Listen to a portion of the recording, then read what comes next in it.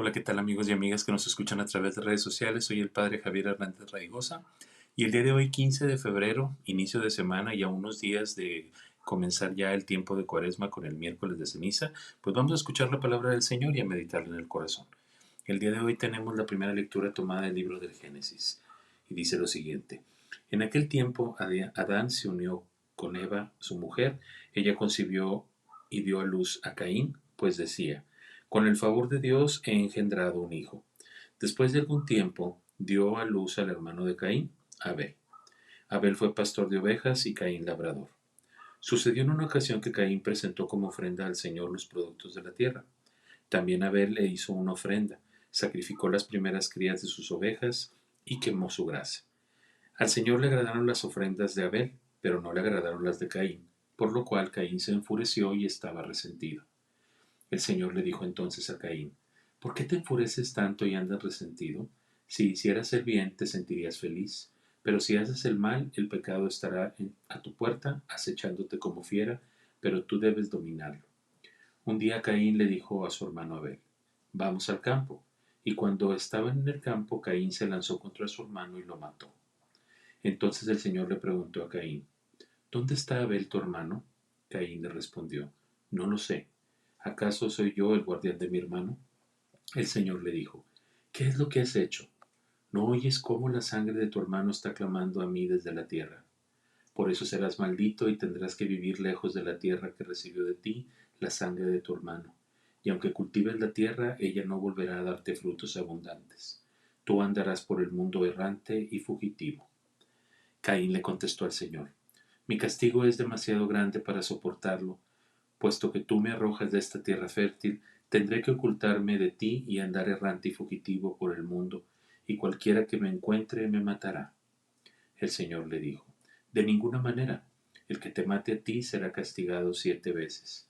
Y el Señor le puso una señal a Caín para que, si alguien lo encontraba, no lo matara. Adán se unió otra vez a su mujer, y ella dio a luz un hijo a quien llamó Set, pues decía, el Señor me ha dado otro hijo en lugar de Abel, asesinado por Caín. Palabra de Dios. Te alabamos, Señor. Al Salmo 49 respondemos, te ofreceremos, Señor, sacrificios de alabanza. Habla el Dios de los dioses, el Señor, y convoca a cuantos viven en la tierra de oriente al poniente. No voy a reclamarte sacrificios, pues siempre están ante mí tus holocaustos. Te ofreceremos, Señor, sacrificios de alabanza. ¿Por qué citas mis preceptos y hablas a toda hora de mi pacto? Tú que detestas la obediencia y echas en saco roto mis mandatos, te ofreceremos, Señor, sacrificios de alabanza. Te pones a insultar a tu hermano y deshonras al hijo de tu madre. ¿Tú haces esto y yo tengo que callarme? ¿Crees acaso que yo soy como tú? No, no te reprenderé y te echaré en cara tus pecados. Te ofreceremos, Señor, sacrificios de alabanza. Y del Evangelio según San Marcos escuchamos.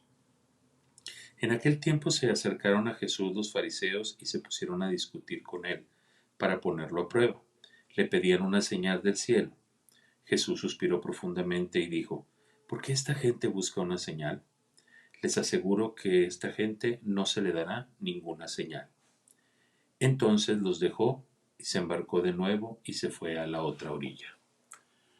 Palabra del Señor. Gloria a ti, Señor Jesús. Muy bien, pues bueno, tenemos estas lecturas pues muy interesantes que ya hemos escuchado. Yo creo que en nuestra catequesis cuando éramos pequeños escuchamos este relato y escuchamos cómo Caín mata a Abel, ¿verdad? Digo, vaya, son como situaciones diversas en las cuales muchos pues escritores sagrados o personas que estudian la Biblia pues estudian, ¿verdad? Porque pues está en todo este aspecto de cómo explicar que Caín haya matado a Abel, o sea, por qué lo mató, por envidia, por resentimiento hacia lo que él había hecho del sacrificio al Señor, o sea, por qué el sacrificio de Caín no fue agradable al Señor, etcétera. Y son muchos puntos los que podríamos pues tener.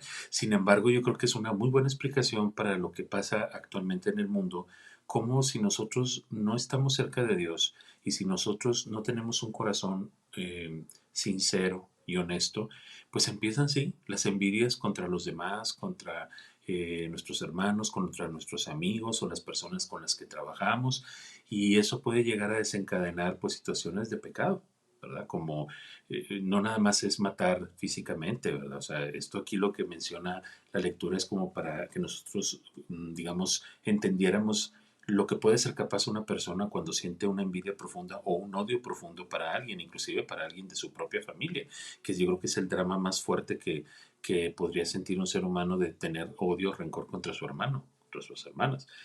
Entonces, en ese sentido, la lectura nos plantea pues una realidad que yo creo que seguimos viviendo actualmente, que a veces por envidia hacemos cosas pues que ni nos imaginamos, ¿no? Y se puede matar a los demás no solamente físicamente, sino a través de una palabra, a través de que cuando yo tengo la posibilidad de no dejarlos avanzar en la vida laboral o en la vida cotidiana, les pongo trabas o no dejo avanzar a los demás, etcétera. Son situaciones que yo creo que tendríamos que meditar si en nosotros ha habido este tipo de envidia. Este diálogo que Dios tiene con Caín después de que mata a Abel, donde Dios le pide cuentas de su hermano, y Caín le dice, bueno, ¿y yo qué tengo que ver con mi hermano? Yo no soy responsable de mi hermano. Y sin embargo, yo creo que lo que más Dios ha insistido y Jesús ha insistido es que tenemos que hacernos responsables de los demás también.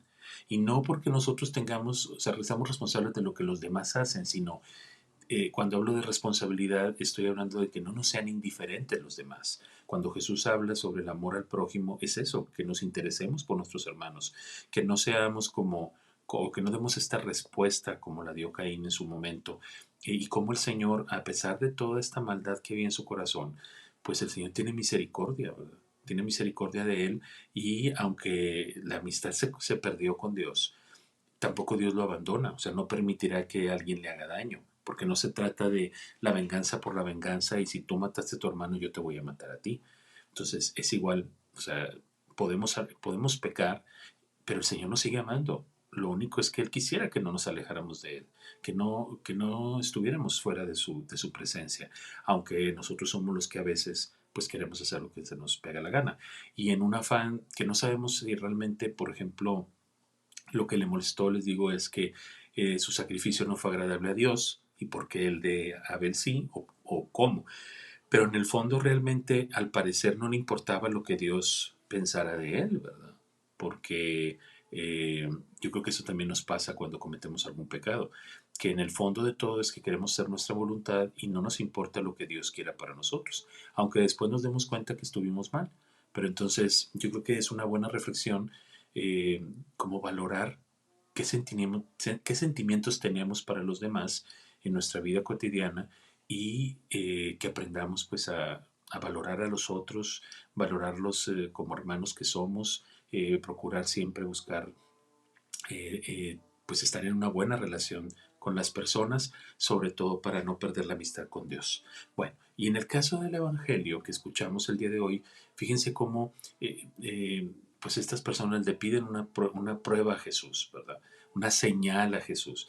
Y yo creo que eso es algo que actualmente también hay muchas personas actualmente que siguen buscando pruebas del poder de Dios. Hay muchas personas que yo he escuchado, por ejemplo, que dicen,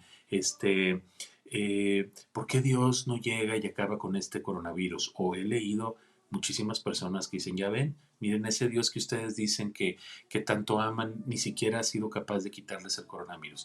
Y a veces el Señor nos regala un silencio que no entendemos, un silencio que tal vez nos puede ayudar a cambiar la forma en cómo pensábamos o cómo éramos. Muchas personas ante el silencio de Dios cambian sus vidas y se ponen a reflexionar en sí mismos. Y yo creo que hoy en este momento de la realidad que estamos viviendo, que seguimos viviendo como seres humanos de la pandemia, dentro de la pandemia, sigue mostrándose a nosotros este silencio de Dios, pero que realmente no es un silencio, porque si ustedes lo analizan bien, si lo entendemos realmente, pues puede ser que Dios no nos hable, o sea, no se oiga su voz y que resuene el cielo, etcétera, pero sí nos habla en el amor que demuestran, por ejemplo, los médicos, las enfermeras, las personas que trabajan en los centros de salud, las personas que cuidan a sus enfermos. Dios nos sigue hablando del amor que hay en estas personas.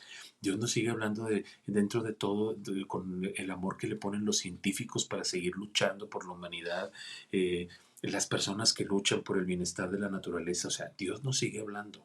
No tendríamos por qué estarle pidiendo pruebas a Dios. Entonces, ojalá podamos pensar en esto y dejemos de pedirle pruebas a Dios. Dios se sigue manifestando en nuestra vida y lo único que nos pide es que estemos cerca de Él, que aprendamos a amarnos unos a otros.